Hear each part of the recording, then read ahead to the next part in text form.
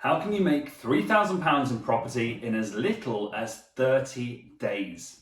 Hey, it's Chris here from Property Abundance, and in this video we're going to look at a strategy that you can use to earn up to £3,000 in just 30 days within property. Now this strategy is called deal packaging, or deal sourcing as it's sometimes also called.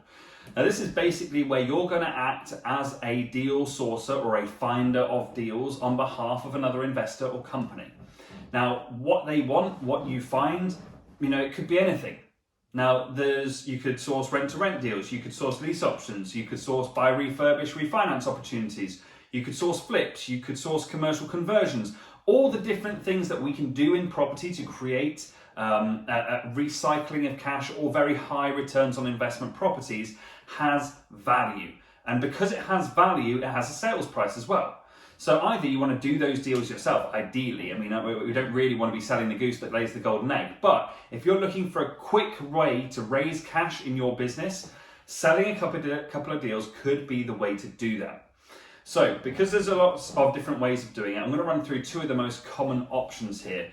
Now there's option one, which is what I would say the vast majority of deal sources out there do. And I call this the throw enough mud at a wall and hope something sticks approach. Now this is where you want to think of yourself as a seesaw, okay? You've got, on the left, you need to source as many deals as you can, and on the right, you need to find as many people to buy those deals as you can. Okay, if you get all the buyers but no deals, then all of a sudden you're out of kilter. If you get all the deals but no buyers, then you're out of kilter the other way. You've got to try and balance the number of deals you've got and the number of people to buy those deals. So you need to get out and network like mad, okay? You've got to get online, you've got to get into all the Facebook groups, and you need to raise connections. So who do you need to find? Well, firstly, you want to find other sources that you can collaborate with, because if you find a deal but you don't have a buyer for it, well, then there's a good chance that another sourcer out there may do. So you could look at a collaboration or a joint venture with other sources. So try and meet other people sourcing in your market. Other things, you need to invest in finding buyers for your deals. Okay, without the buyers, it's kind of they're the golden opportunity, right? You need the buyers, you need the opportunities. So get out there and network, go to networking events, go to business networking events, get onto Facebook groups, start promoting yourself as much as you possibly can within these free groups, because it doesn't have to cost you money to do the marketing. But there's tons of free groups out there that you can utilize to get your name out there and start talking to people in the industry about what you're sourcing, about finding people who are looking to buy deals. Now, how else can you raise your profile? How else can you start to load up your seesaw? Well, you can start to meet more and more agents, developers, landlords, and sellers of properties. Okay, we need to get the sources of deals, where we actually get these deals from, built up on our seesaw as well. So go and meet as many agents as you can, look for as many opportunities via the agents as you can. Go and meet people who are selling their property privately and see if you can get any kind of off-market deal arranged. Go and start marketing to specific areas. If you want to find a deal in a particular area, you could consider some on-patch marketing, some hard copy through leaflets, letterboxes, online advertising campaigns that target specific geographical areas. So we need to find as many of these people as we can as well. So what are your key actions then? Market like crazy, get out there and network like mad, call as many agents as you can, go to as many business and networking events as you can, join all the different Facebook groups and promote yourself. That will help you to start stacking up your seesaw with opportunities and people therefore to buy those opportunities.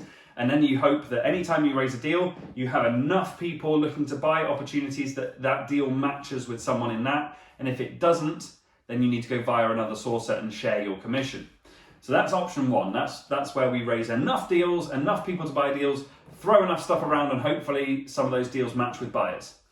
Option two is what I call the dedicated client approach.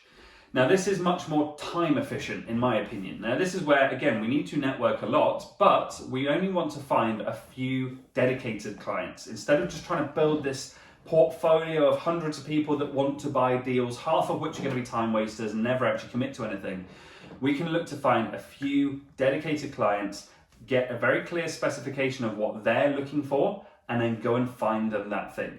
Okay, so instead we kind of flipping the model on its head. We want to scale things down. So we find, let's say, 5 dedicated buyers, we get them to show us they have proof of funds, so that we know that if we find something, they have the money to act on it straight away. We get a very clear specification, and we have an agreement with these buyers where we say, look, if I find you the thing you're looking for, you've told me you want, I don't know, let's say 2-bedroom apartments within the city centre of X town, of no more than X amount in rent, with parking, with at least 2 bathrooms, and with a balcony. If I find you a property that meets that exact criteria, will you move straight away? And if it's yes, great, they make it onto your dedicated clients list. Now, once we've got a few dedicated clients, we know what they're looking for, we can then go out and start to find that thing in a much more targeted way. Okay, so instead of running around meeting as many agents as we can, trying to find as many opportunities as we can, just throwing marketing everywhere, we're going to very specifically look for certain things. So yes, we'll still go and talk to agents, we'll still want to meet a lot of agents, but we'll go there with a very specific set of criteria, which gives you a lot more credibility in front of agents as well, by the way. If you know what you're looking for, you're making their job easier in helping you to find it. It'll also allow you to be much more targeted in your messaging, okay, in your advertising. When you're approaching landlords, when you're approaching sellers, when you're trying to look for opportunities, you know what you're doing, okay? It's much more time effective. So those are your 2 options. Now look, how much can you make from deal sourcing? Well, this is a quick way to raise cash, okay? Now the industry norm seems to be that you charge around about £3,000 for a deal. Personally, I don't think that's the right way to do it. I think you should be charging based on value. But the industry norm is that around about £3,000 is kind of the going rate for a rent-to-rent deal. However, if you've got to think about the value you've created, because if you had a rent-to-rent deal, let's say, I don't know, it was going to cash flow £800 a month, but you'd need to invest £8,000 to get it set up, and you only had it for 2 years.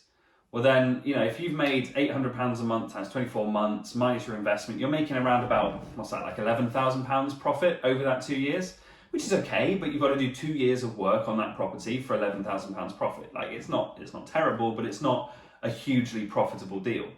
Versus if you found an off-market buy, refurb, refinance opportunity, let's stay with rent to rent. Let's say you found a 5-year rent to rent deal that was forecasting £2,000 a month in cash flow and only required £4,000 in setup costs.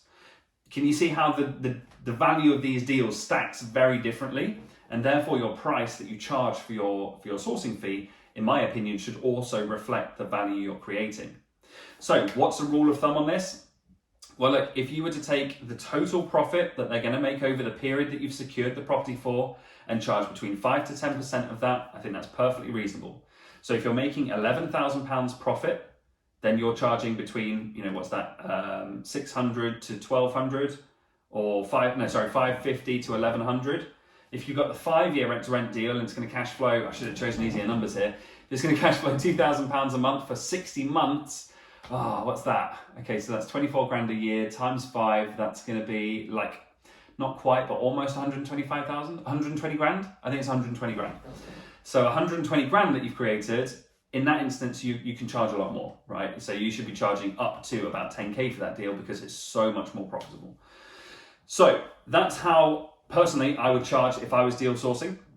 But what you've got to be able to do is be able to recognize the value that you're creating.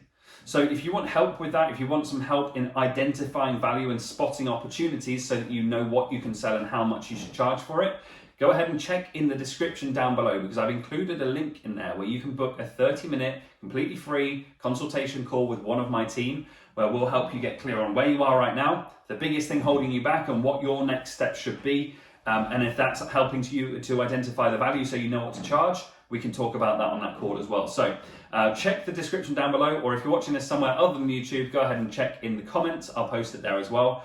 But guys, if you found this video helpful, please do me a massive favor. We are trying to grow our YouTube channel right now, so please drop a like on this on this video for me.